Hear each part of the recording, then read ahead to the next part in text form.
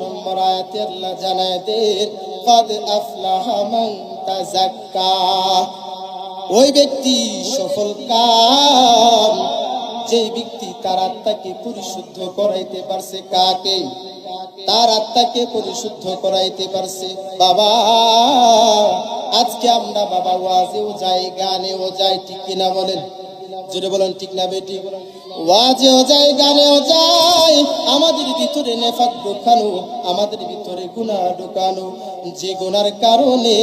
আজকে আমরা আল্লাহর কাছে চাইলে আল্লাহ আমাদেরকে গুনাহ মাফ করানো তো দূরের কথা আমাদেরকে আল্লাহ রাব্বুল আলামিন নিয়ামত দান করেন না আগেকার যুগে সাহাবীদের যুগে যদি কোনো সাহাবী আল্লাহর কাছে দোয়া করত তাবিনদের যুগে যদি আল্লাহর কাছে দোয়া করত ওই দোয়া আল্লাহ রাব্বুল আলামিন সাথে সাথে তাদেরকে ফল দান করতেন এক আল্লাহর ওলির কাছে একজন লোক এসে জিজ্ঞাসা করে হুজুর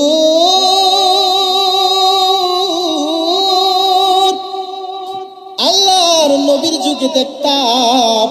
আল্লাহর হাবিব সাল্লাল্লাহু আলাইহি ওয়াসাল্লামের যুগে দেখতাম